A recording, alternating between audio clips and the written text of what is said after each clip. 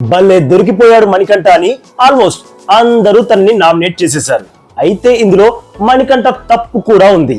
అనవసరమైన సాక్రిఫైస్లు తనకి తానే ఇచ్చుకునే ఎలివేషన్ డైలాగ్లే మణికంఠకి ఈ పరిస్థితిని తీసుకొచ్చాయి. ఇక్కడ పెద్ద జోక్ ఏంటంటే నిఖిల్ తప్పుకుంటాడేమో అనుకుని నేనే తప్పుకున్నాను అని చెప్పడం.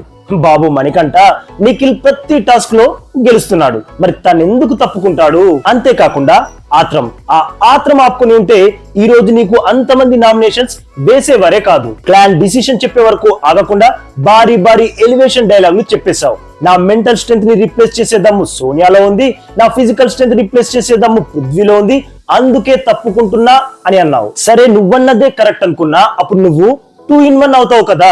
అలా చూసుకున్నా నువ్వే కదా టీమ్ లో ఉండాలి. మరి ఇంత చిన్న లాజిక్ ఎలా మిస్ అయ్యావు మణికంఠ? ఏమంటారు బాస్? నేను చెప్పింది రైట్ అనిపిస్తే వీడియోకి లైక్ కొట్టి మన ఛానల్ ని ప్లీజ్ సబ్స్క్రైబ్ చేసేసుకోవచ్చుగా బాస్.